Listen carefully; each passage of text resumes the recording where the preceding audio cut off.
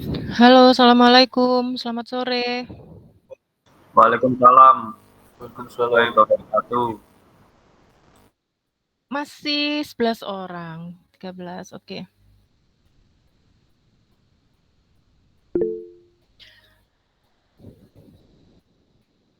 Kemarin terakhir masih wawasan Nusantara ya, Bapak Ibu?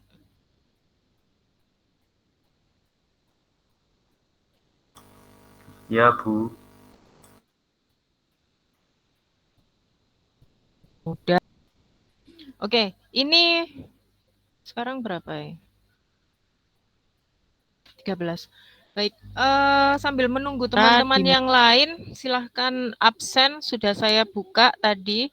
Kemudian untuk kelas yang hari Senin, D4 Telkom, mohon dijadwalkan untuk ininya, absennya ya.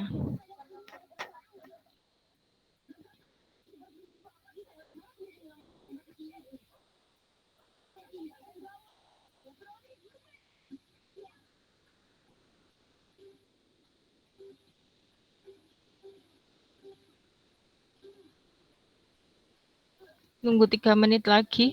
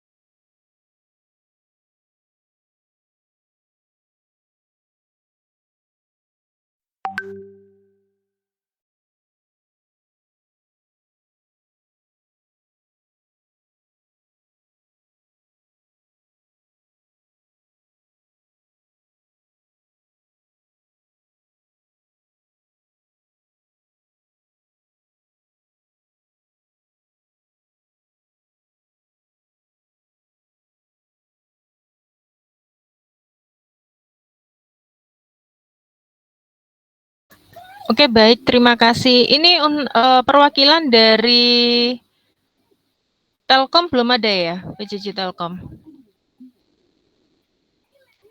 Atau sudah ada?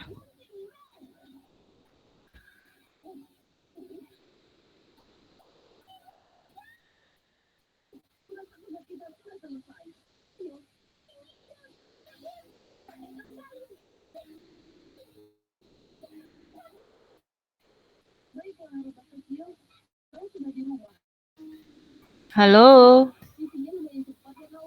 Belum ada?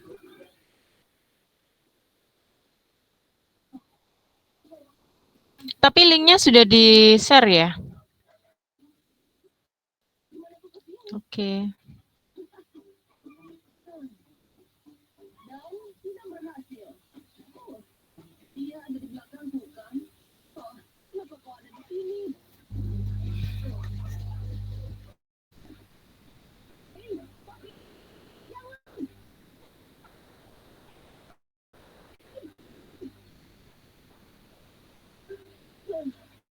Baik, sudah lewat 5 menit, saya langsung mulai saja supaya tidak terlalu lama nanti selesainya.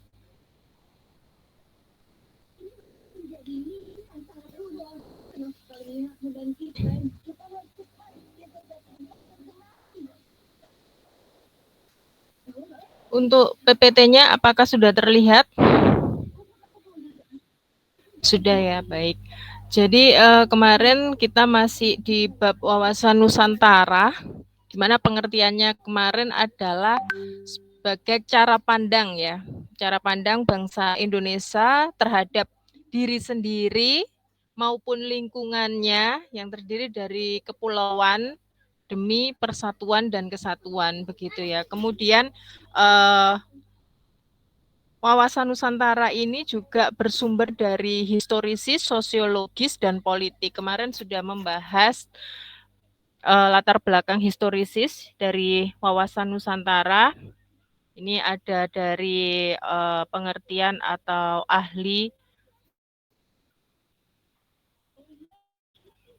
Insinyur Haji Juanda ya. Kemarin ada isi deklarasinya.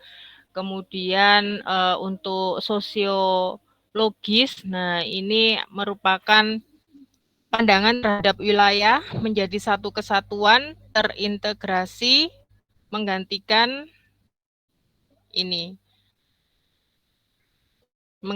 pemisahan sebelumnya menurut Ordonansi 1939.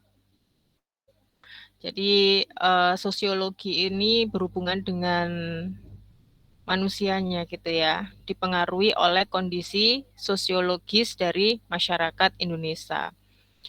Kemudian untuk latar belakang politis, nah di sini secara politis ada kepentingan nasional agar wilayah yang utuh ini dan bangsa yang bersatu ini dapat dikembangkan, dilestarikan, dan dipertahankan secara terus-menerus.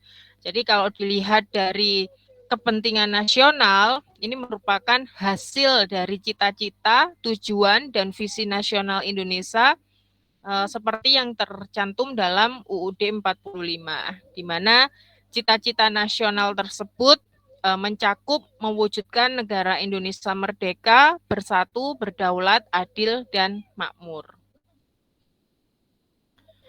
Selain tujuan yang tadi, tujuan yang berikutnya, tujuan nasional yang berikutnya yaitu termasuk melindungi seluruh bangsa Indonesia dan tumpah darah Indonesia.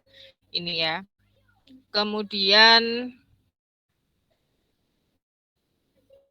nah ini wawasan Nusantara pada dasarnya adalah pandangan geopolitik bangsa Indonesia. Maksud dari geopolitik itu sendiri, ini berasal dari bahasa Yunani dengan geo yang berarti adalah bumi, politik berarti urusan negara.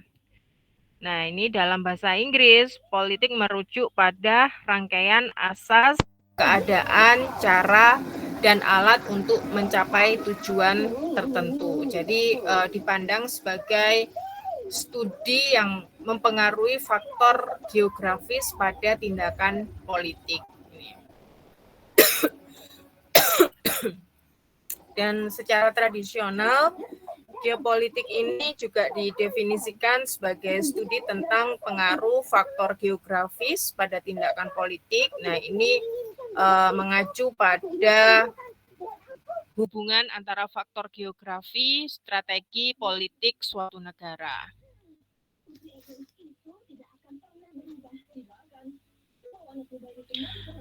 Wawasan nasional suatu bangsa ini dipengaruhi oleh pandangan geopolitik bangsa yang bersangkutan, di mana pandangan bangsa Indonesia tentang kekuasaan tersebut dapat disarikan dari rumusan pembukaan UUD 45. Jadi isinya di ini ya.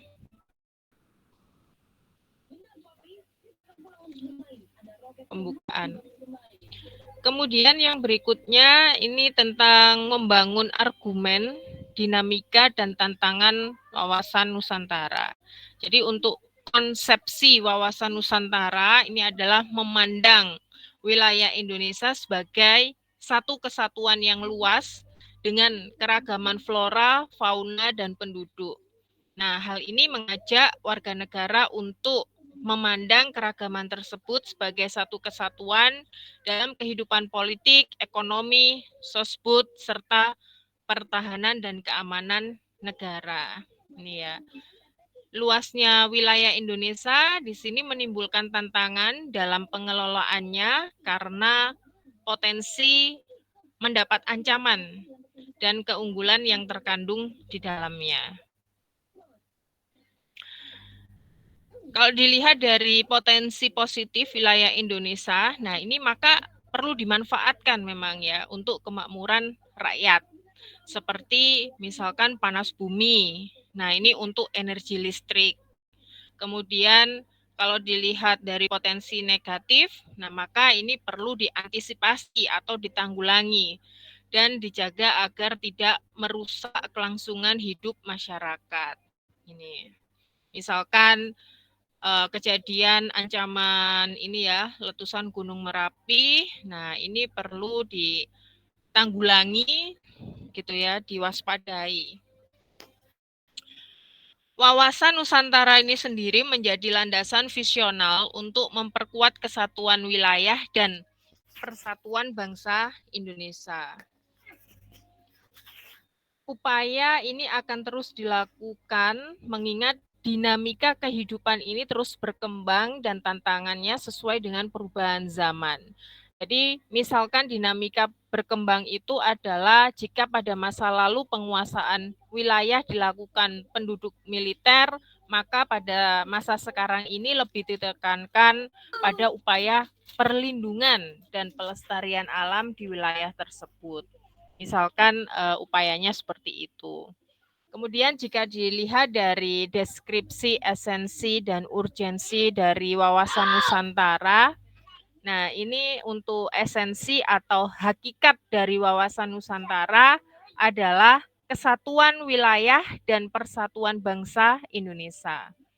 Nah ini ya, mengapa perlu kesatuan wilayah, mengapa perlu persatuan bangsa, nah ini sudah mengkaji bahwa sejarah munculnya wawasan Nusantara ini merupakan kebutuhan akan kesatuan atau keutuhan wilayah Indonesia yang terbentang dari Sabang sampai Merauke ya, seperti pengertian dari wawasan Nusantara itu sendiri, yaitu cara pandang bangsa Indonesia terhadap dirinya sendiri maupun lingkungannya, gitu ya, terhadap kepulauan demi persatuan dan kesatuan. Nah, pasti di situ disematkan kata-kata kesatuan gitu ya untuk keutuhan wilayah Indonesia. Ya, ini adalah wilayah Indonesia memiliki beberapa keunikan, bercirikan negara kepulauan, kemudian luas wilayahnya dengan perincian daratan seluas sekian juta, terletak di antara dua benua dan dua samudra seperti itu. Dan juga terletak pada garis Katulistiwa, berada pada iklim tropis dengan dua musim, kemudian menjadi pertemuan dua jalur pegunungan yaitu Mediterania dan Sirkumpasifik. Kemudian juga ini ya berada pada 60 lintang utara sampai 110 lintang selatan dan 950 bujur timur sampai dengan 1410 bujur barat. Wilayahnya juga subur, dapat dihuni, kemudian kaya akan flora, fauna, dan sumber daya alamnya.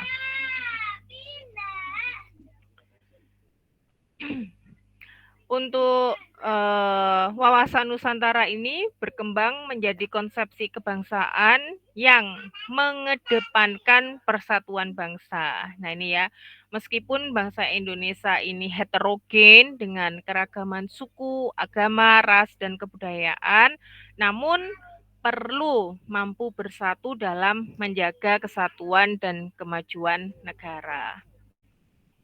Ini memiliki keragaman ras, yang keempat memiliki keragaman agama, yang kelima memiliki keragaman kebudayaan sebagai konsekuensi dari keragaman suku bangsa ya. Itu contoh gambar tradisi barongsai.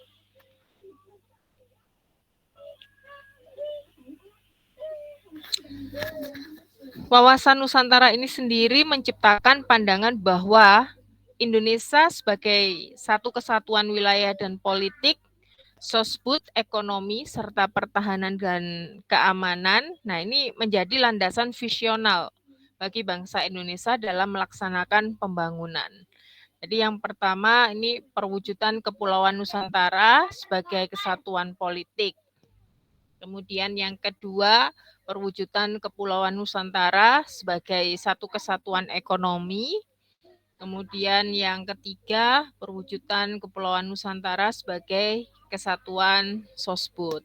Nah, ini ya masing-masing memiliki maknanya. Dan yang keempat, ini perwujudan Kepulauan Nusantara sebagai satu kesatuan pertahanan dan keamanan.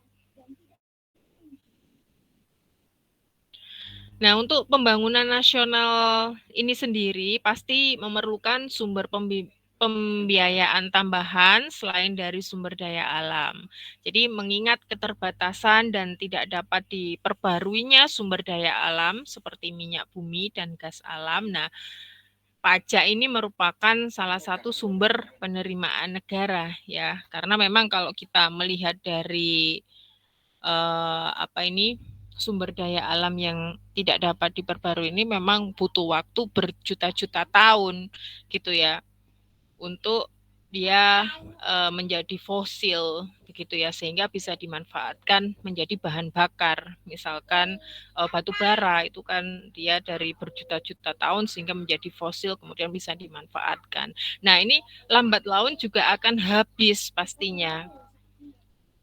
Akan habis dan ya pasti sumber pembiayaan tambahannya adalah diambil dari pajak. Di mana pajak ini sebagai sumber pembiayaan utama untuk pengeluaran negara termasuk pembangunan dan merupakan kontribusi penting dari warga negara Indonesia untuk membiayai pembangunan nasional. Nah, kemudian ini adalah rangkuman tentang WASNUS atau Wawasan Nusantara. Yang pertama, deklarasi Juanda dilakukan pada tanggal 13 Desember 1957 bahwa segala perairan di sekitar di antara dan yang menghubungkan pulau-pulau di Indonesia ini merupakan bagian integral dari wilayah daratan Indonesia. Kemudian deklarasi Juanda 1957 ini menyatukan wilayah Indonesia, menjadikan laut sebagai penghubung pulau-pulau. Melalui UNCLOS 1982 Indonesia diakui sebagai negara kepulauan. Kemudian yang ketiga, pertambahan wilayah Indonesia ini membawa potensi positif untuk meningkatkan kesejahteraan, tetapi juga menghadirkan potensi negatif yang dapat mengancam keutuhan bangsa dan wilayah. Kemudian yang keempat, wawasan Nusantara ini berkembang dari konsepsi kewilayahan menjadi konsepsi politik kenegaraan, di mana ini dapat mencerminkan pandangan bangsa Indonesia terhadap kesatuan wilayah dan persatuan bangsa. Nah, wawasan Nusantara ini sendiri meliputi aspek politik, ekonomi, sosbud, dan pertahanan keamanan sejalan dengan sila ketiga, yakni Persatuan Indonesia dalam Pancasila. Kemudian WASNUS ini juga diatur dalam GBHN 1973 sampai dengan 1998 dan pasal 25A UUD NRI 1945 yang menetapkan bahwa Indonesia sebagai negara kepulauan yang ciri-cirinya sesuai dengan konsep Nusantara. Kemudian yang ke-7, nah ini berdasarkan pasal 25A UUD 45 ini, bangsa Indonesia menunjukkan komitmennya untuk mengakui pentingnya wilayah sebagai salah satu unsur negara sekaligus ruang hidup bagi bangsa Indonesia yang telah menegara. Baik, itu materi tentang wawasan Nusantara, Bapak Ibu. Apakah ada yang ingin didiskusikan? Halo? Tes, tes.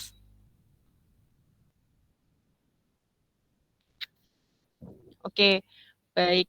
Jika belum ada, saya lanjutkan ke materi yang terakhir ya Bapak Ibu, yaitu ketahanan nasional. Oh ya, sebentar. Ini sudah berapa orang ya yang join? Saya nggak bisa lihat. 40. Iya. Sudah ada perwakilan dari PJJ Telkom ya?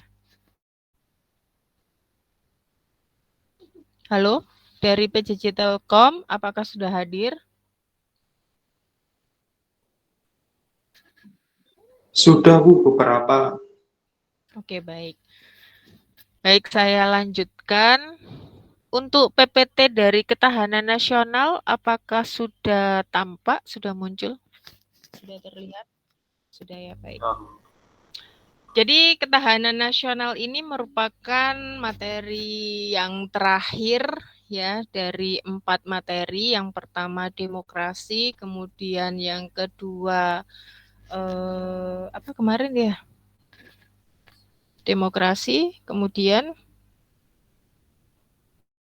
ada yang ingat? Dinamika, Bu.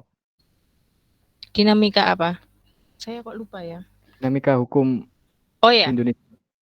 Jadi hukum dan penegakan hukum, kemudian wawasan Nusantara, dan yang terakhir adalah ketahanan nasional. Jadi semua topik ini nanti adalah menjadi materi atau ya bahan UTS. Jadi minggu ke-7 besok nanti Bapak Ibu UTS ya. Minggu ke-7 ya.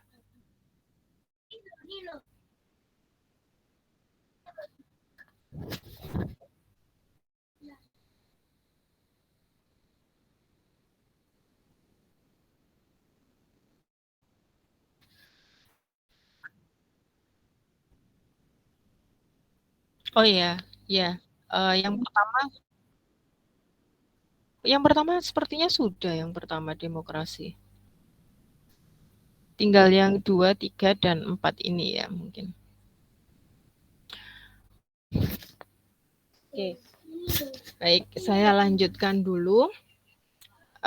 Ini jika dilihat dari urgensi dan tantangan ketahanan nasional, bela negara bagi Indonesia dalam pembangunan komitmen kolektif bangsa. Nah, ini ketahanan nasional ini sebagai salah satu konsepsi kenegaraan Indonesia yang merupakan kemampuan suatu bangsa untuk mempertahankan ya pastinya kalau ketahanan ya untuk mempertahankan persatuan dan kesatuan, memperkuat daya dukung kehidupannya, menghadapi segala bentuk ancaman dan melangsungkan kehidupannya dalam mencapai kesejahteraan. Dalam konteks Indonesia, nah konsepsi ini dirumuskan sebagai ketahanan nasional yang dapat diwujudkan melalui upaya bela negara. Secara etimologi, ketahanan berasal dari kata tahan yang berarti tabah, kuat, dapat menguasai diri, gigih, dan tidak mengenal menyerah. Nah, ketahanan ini memiliki makna mampu, tahan, dan kuat menghadapi segala bentuk tantangan dan ancaman yang ada guna menjamin kelangsungan hidupnya. Kemudian untuk kata nasional ini berasal dari kata nation yang berarti bangsa sebagai pengertian politik. Ini pengertiannya atau merupakan persekutuan hidup dari orang-orang yang telah menegara. Jadi ketahanan nasional ini secara etimologi dapat diartikan sebagai mampu, kuat, tangguh dari sebuah bangsa dalam pengertian politik.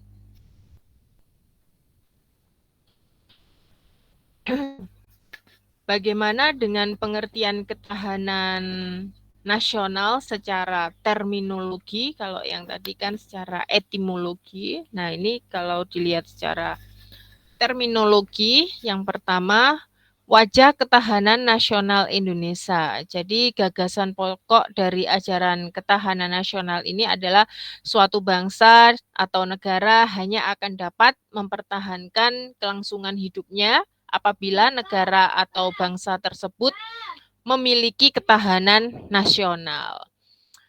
Ketahanan nasional ini disingkat juga dengan TANAS, ya. Ini menurut seorang ahli ketahanan nasional Indonesia, Suryo Mataraman. Ketahanan nasional ini memiliki lebih dari satu wajah. Nah, dengan kata lain, ketahanan nasional ini berwajah ganda, yakni ketahanan nasional sebagai konsepsi, ketahanan nasional sebagai kondisi, dan ketahanan nasional sebagai strategi atau himpunan Lemhanas 1987.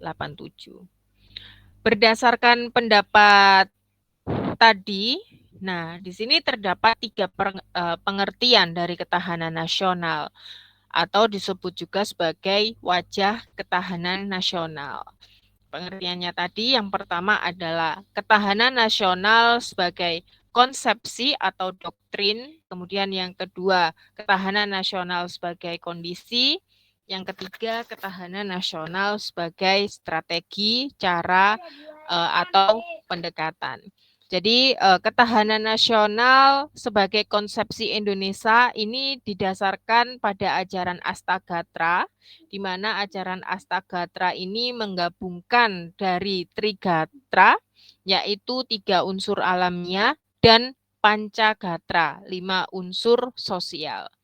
Jadi ketahanan nasional di sini dapat diartikan sebagai kemampuan Indonesia untuk menghadapi segala bentuk ancaman mencakup 8 aspek atau unsur. Jadi Astagatra ini adalah 8 aspek tersebut ya atau unsur. Jadi 3 gatra ditambah dengan Pancagatra. Ketahanan nasional sebagai kondisi, pengertian kedua, yang ini ya sebagai kondisi, pengertian yang kedua, kalau yang ini tadi kan ketahanan nasional sebagai konsepsi Indonesia, ini didasarkan pada Astagatra. Kalau yang ketahanan nasional sebagai kondisi, nah ini diukur dengan konsepsi Astagatra, ketahanan nasional dirumuskan sebagai kondisi yang dinamis. Nah, ini kondisi tersebut memang senantiasa berubah dalam arti dapat meningkat atau menurun gitu ya. Jadi kondisi itu tidak bersifat statis ya. Kalau statis gitu nggak enak ya. Nggak berwarna begitu ya. Jadi memang kondisi itu senantiasa harus ada peningkatan, penurunan. Nah, itu berwarna. Kemudian ketahanan nasional sebagai strategi, ini sebagai pengertian yang ketiga tadi. Nah, ini dipandang sebagai cara atau pendekatan dengan menggunakan ajaran Astagatra yang berarti mengikutsertakan segala aspek alamiah dan sosial guna diperhitungkan dalam menanggulangi ancaman yang ada.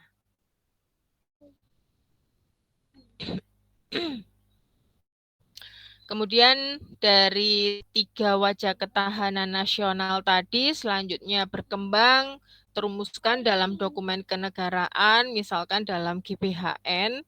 Nah, ini ada naskah gitu ya yang dikemukakan definisi dari ketahanan nasional.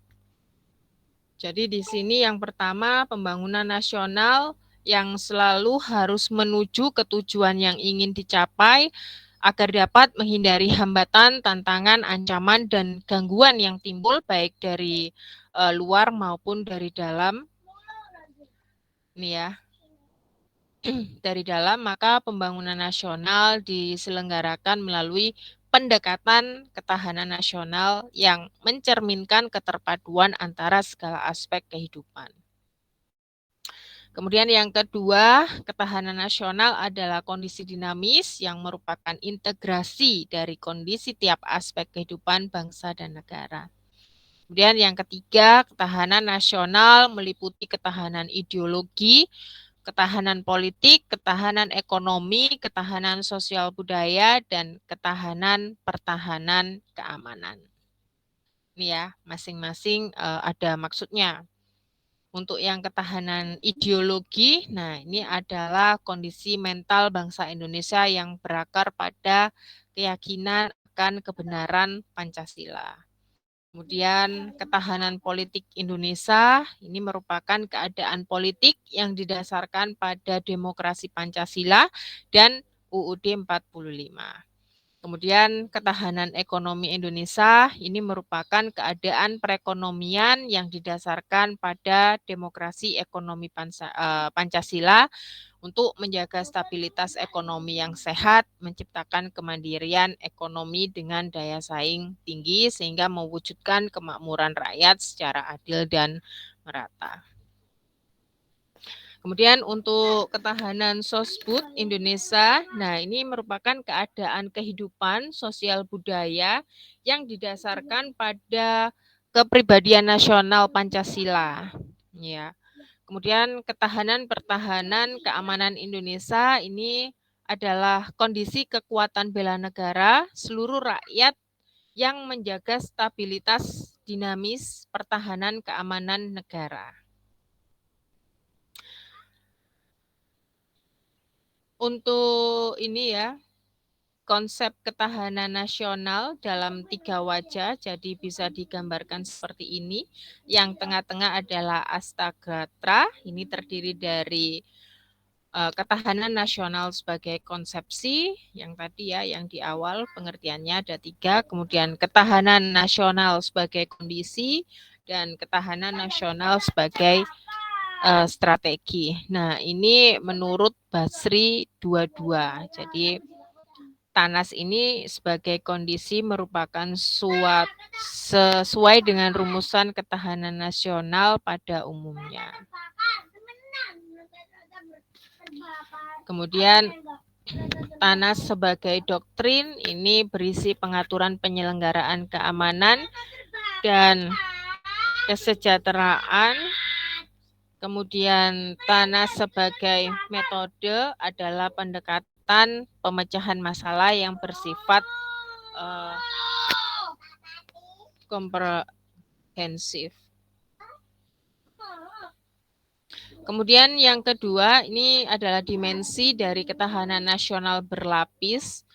Jadi konsep ketahanan nasional, kalau dilihat di sini ini ada banyak ya, ketahanan ideologi, ekonomi, politik, budaya, sosial seperti yang dijelaskan sebelumnya.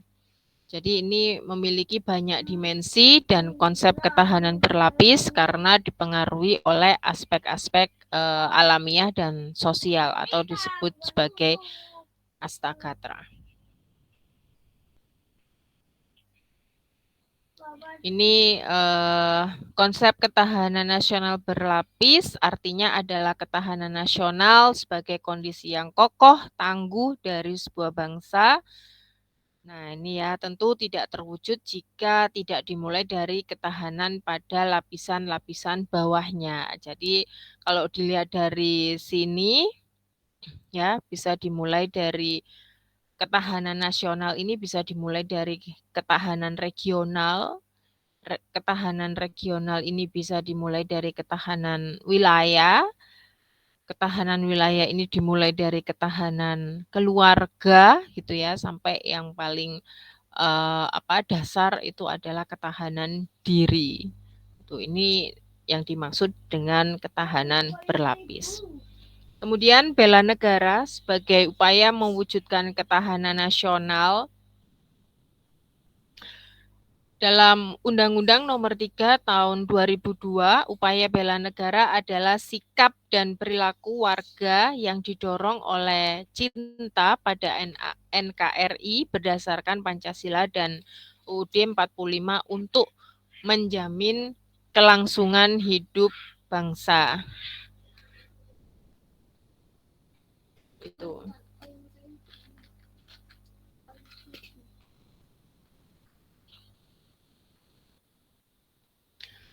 Untuk konsep bela negara ini sendiri memiliki cakupan yang luas, tidak hanya keterbatasan pada perang saja untuk mempertahankan negara. Jadi bela negara ini dibedakan secara fisik dan non-fisik. Secara fisik ini bisa dilakukan dengan memanggul senjata untuk menghadapi serangan musuh dari luar. Jadi mirip dengan bela negara dalam artian adalah militer.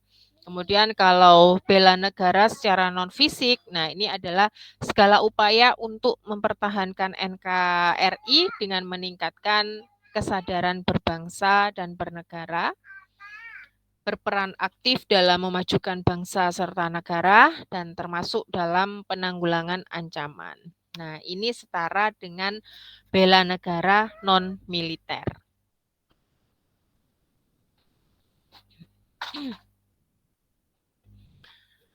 Bela negara ini perlu kita pahami dalam arti luas, yaitu secara fisik maupun non-fisik. Jadi pemahaman demikian ini diperlukan karena dimensi ancaman terhadap bangsa dan negara dewasa ini tidak hanya ancaman yang bersifat militer saja, tetapi juga ancaman yang bersifat non-militer atau nir-militer. Jadi ancaman di sini adalah setiap usaha baik dari dalam maupun luar negeri yang dianggap membahayakan. Nah ini ya, ancaman itu adalah yang dianggap membahayakan kedaulatan, keutuhan wilayah, dan keselamatan bangsa. Ancaman militer ini menggunakan kekuatan bersenjata, terorganisasi, yang dianggap membahayakan, sementara ancaman nir-militer atau non-militer ini menggunakan faktor-faktor non-militer yang dianggap memiliki potensi membahayakan. Nah, untuk alasan mengapa diperlukan ketahanan nasional dan bela negara, ini ya. Jadi ketahanan nasional di sini pada aspek-aspek tertentu ini juga turut menentukan kelangsungan hidup dari sebuah bangsa. Ini ya. Contohnya pada tahun 97-98 krisis moneter. Jadi di sini ketahanan ekonomi Indonesia tidak kuat lagi dalam menghadapi ancaman krisis moneter, kemudian akhirnya berlanjut pada krisis politik ini.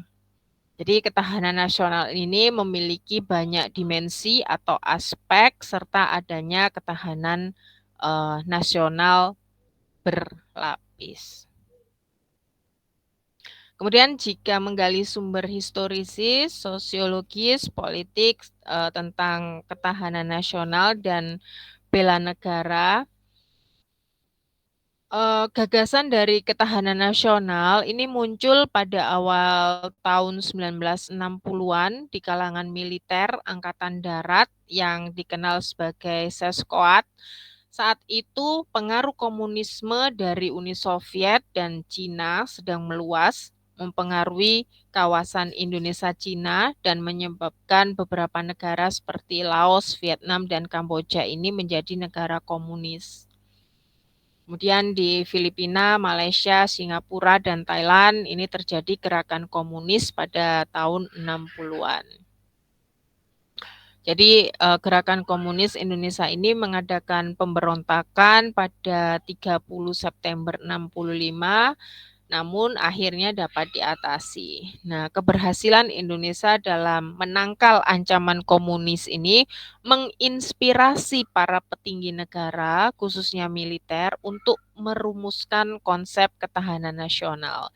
Jadi mereka bertanya mengapa Indonesia mampu bertahan terhadap serbuan ideologi komunis, sementara negara lain tidak.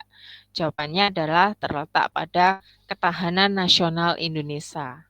Nah, ini ya, khususnya dalam aspek ideologi. Jadi pengalaman ini memicu pemikiran akan perlunya ketahanan sebagai sebuah bangsa.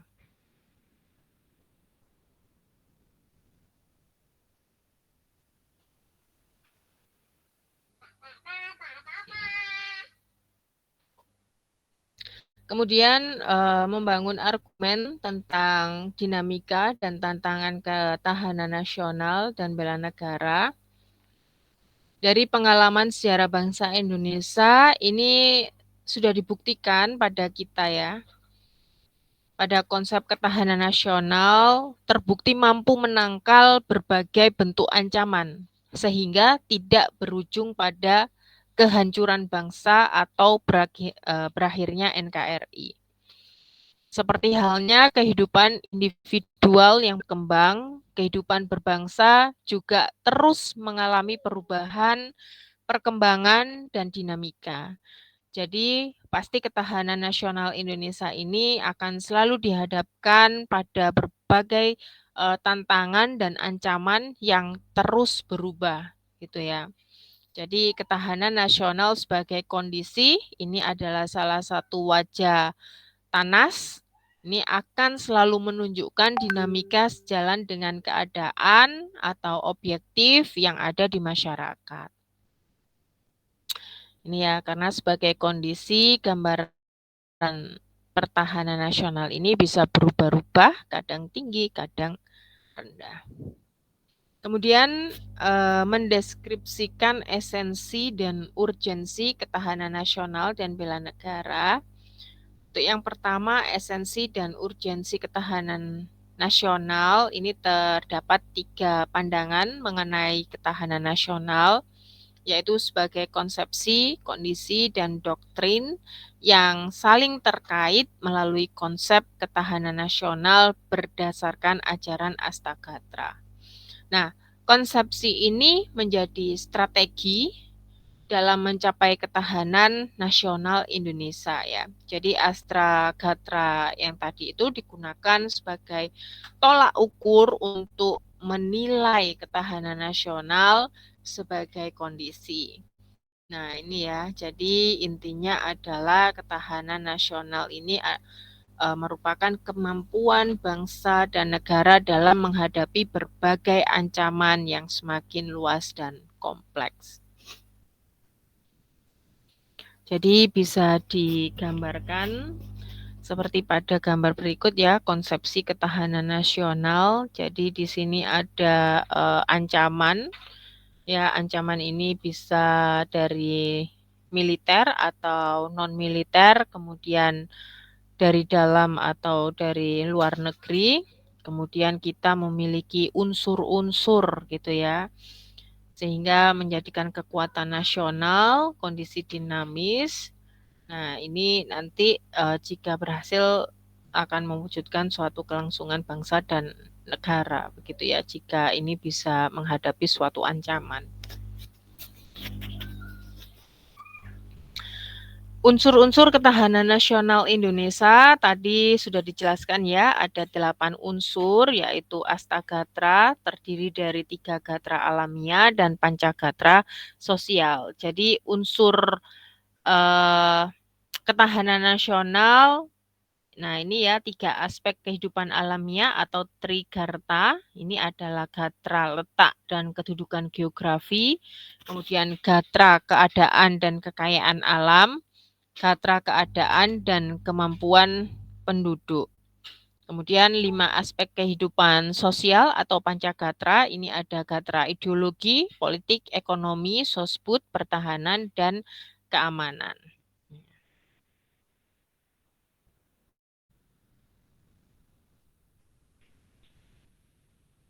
Kalau dilihat dari penjelasan dari masing-masing gatra, ini misal gatra letak geografi atau wilayah, ini menentukan kekuatan nasional negara yang terkait dengan wilayah negara.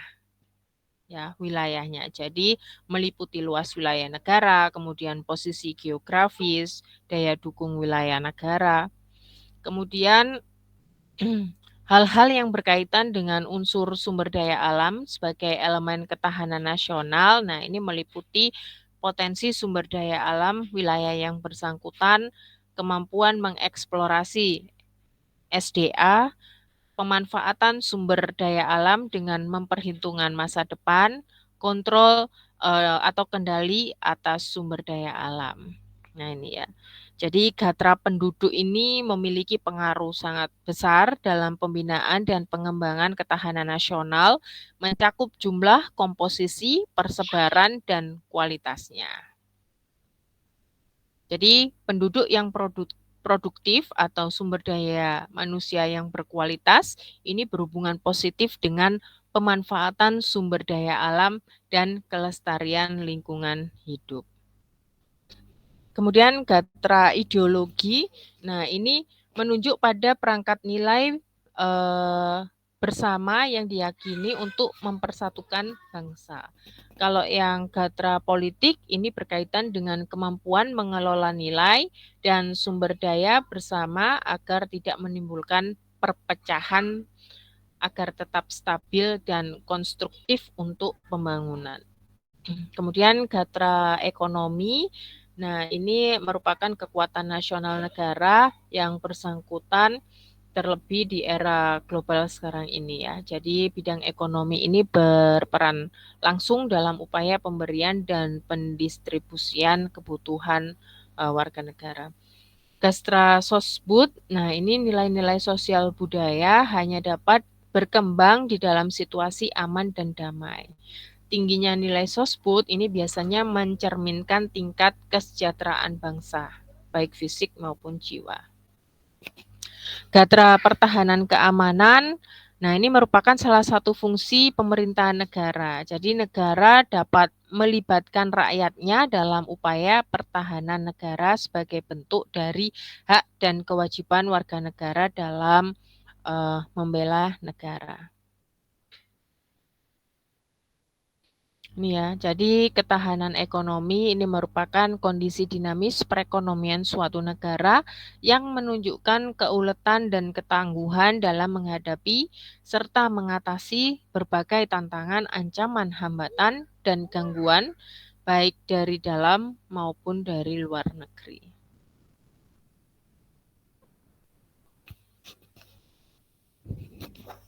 Ini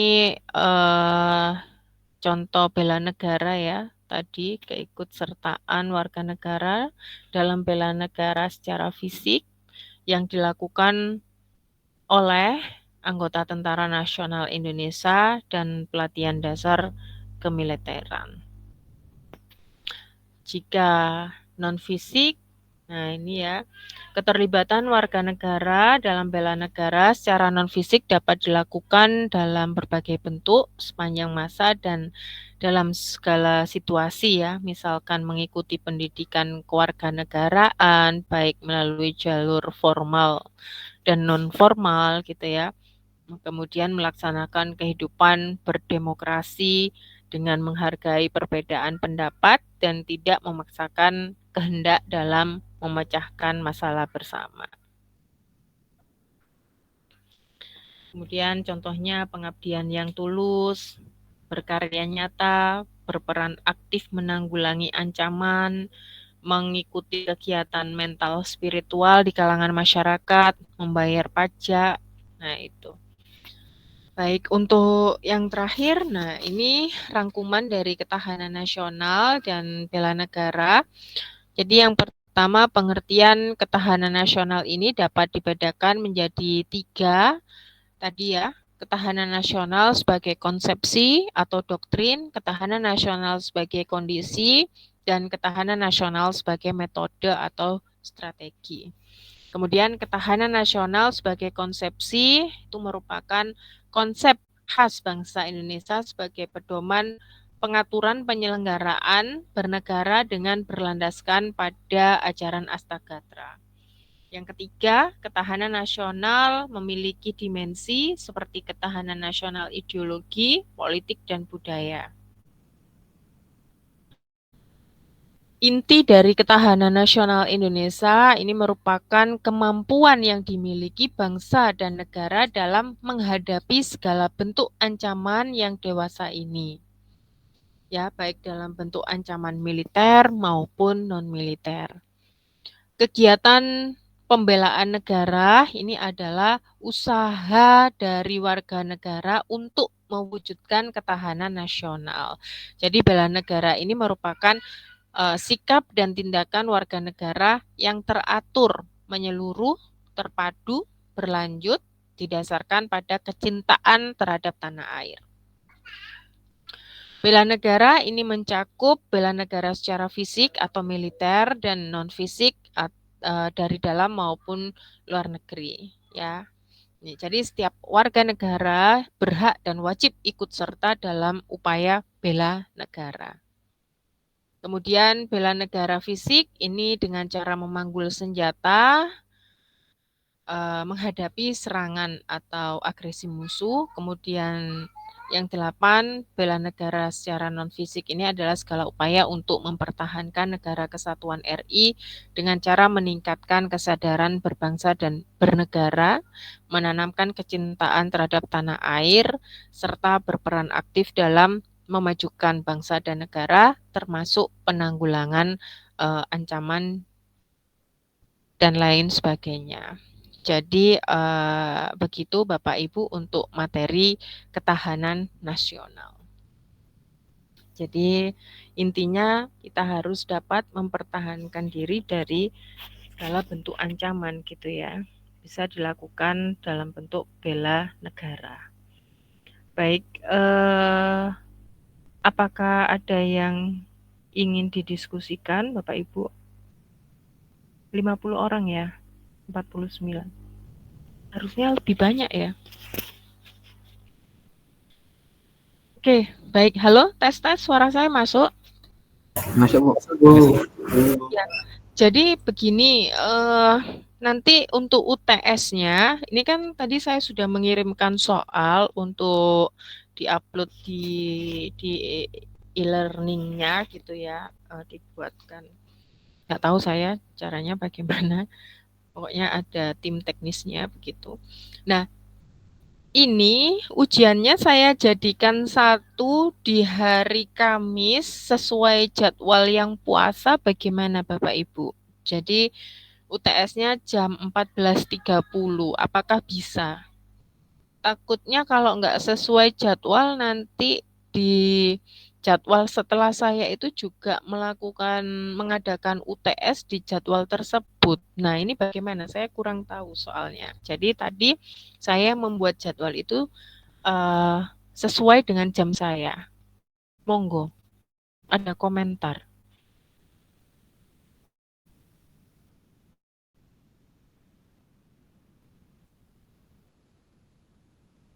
Iya, Bu. Sepakat, Bu, dari IT untuk jamnya mengikuti jadwal Ramadan, Bu. Namun untuk dari rekan Telkom saya kurang tahu, Bu. Silakan, Mas. Ya, bagaimana? Dari kelas Telkom? Halo, silakan.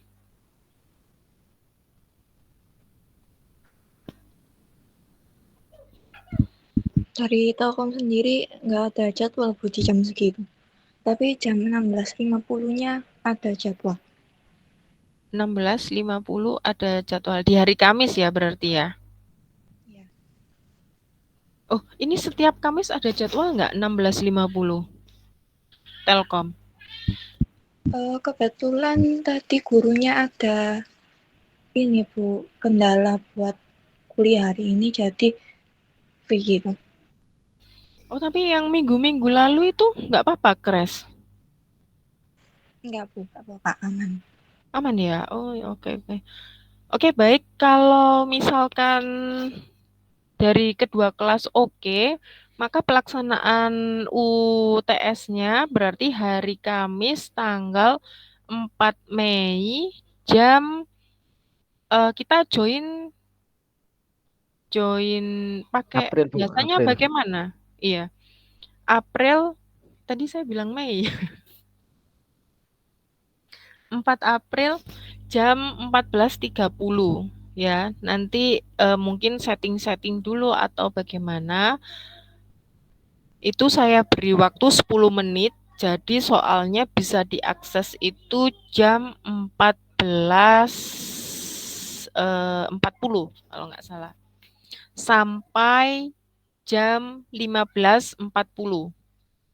Jadi 1 jam waktunya. 1 jam, jumlah soalnya 30 pilihan ganda. Nah, ini yo rodok angel ya. Jadi kurang lebih 1 soal Bapak Ibu bacanya harus 2 menitan.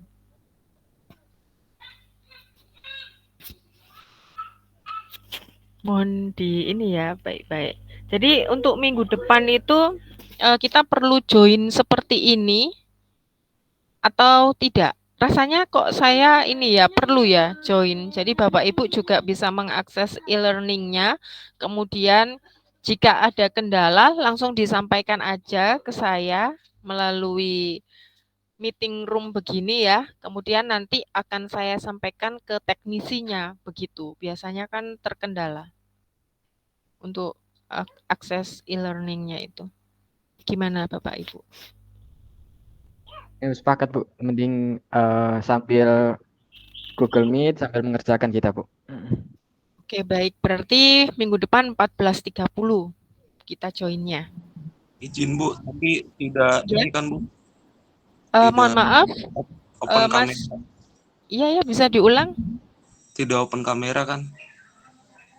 Oh ya, untuk supaya apa namanya koneksinya stabil, tidak perlu open kamera. Oke, siap Bu.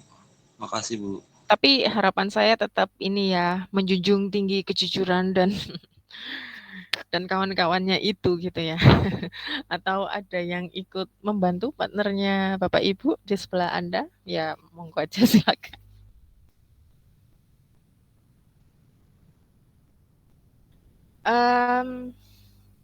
Jadi teknisnya seperti itu. Nanti saya kirimkan format untuk apa ya namanya, format penulisan.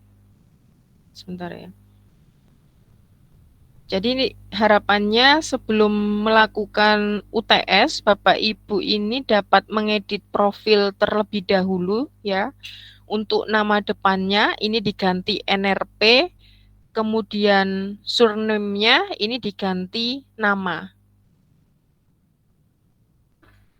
Nah, ini tujuannya supaya nanti saya saat apa namanya ngelis nilainya itu mudah, sudah urut gitu loh Bapak Ibu, sesuai NRP. Kalau nama depannya itu namanya Bapak Ibu, nah nanti acak gitu ya, loncat-loncat jadinya. Jadi mohon untuk mengedit profilnya terlebih dahulu, nama depannya diganti NRP. Nah ini kemudian surname-nya diganti nama Bapak Ibu ya. Ada pertanyaan?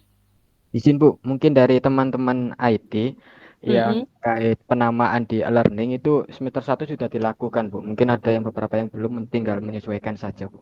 Tuh. Oh ya, baik. Baik. Jadi kurang lebih aman ya. Iya. Ya, oke. Ada lagi Bapak Ibu sebelum kita berbuka puasa ini? Ada lagi yang ingin ditanyakan? Itu Bu, tentang materi yang disampaikan Mas Akil tadi, mungkin bisa di-upload Bu di Google Drive, di deskripsi grup kan sudah ada Bu link drive. Oh, jadi saya upload di situ ya? Ya, Oke, betul Bu. Ya. Baik, nanti mohon di-share di kelas PJJ Telkom ya, karena di grup itu PJJ Telkom belum ada ya. Oke, iya, itu saja Bapak Ibu. Ini di jadwal saya kan sampai minggu ke-8 kalau nggak salah, tapi nanti saya kurang paham teknisnya. Jadi setelah UTS ini masih tetap saya atau sudah berganti dengan pengampu yang lain ya. Jadi Bapak Ibu nanti setelah UTS diampu oleh Bapak Rifadil. Ya, nanti kontaknya akan saya beri ke Mas Mustafa Akil. Jadi dapat mengundang beliau ya untuk di grup, cuman saya mulainya belum tahu di minggu ke-9-nya atau di minggu ke-8. Jika minggu 8-nya ini masih saya atau Pak Rifadilnya ini masuk di minggu 9, Maka minggu ke-8-nya ini kosong ya Bapak Ibu ya, hanya absen saja, tidak ada perkuliahan. Bagaimana? Dapat dipahami?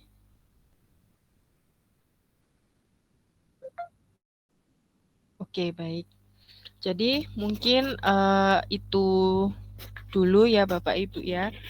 Saya ucapkan terima kasih banyak mulai minggu pertama sampai minggu ke-6 ini ya dengan antusias mengikuti mata kuliah saya, materi yang saya sampaikan. Mohon maaf jika dalam penyampaian materi ada yang kurang berkenan gitu ya. Ibu kok moco ae yo, terus kok cepet, barangkali begitu ya. Saya mohon maaf kurang lebihnya. Ya, saya ucapkan minal aidin dulu ya. Minal aidin wal faizin, mohon maaf lahir dan batin karena setelah itu sudah tidak bertemu lagi. Lancar-lancar terus untuk pekerjaan Bapak Ibu, sukses selalu.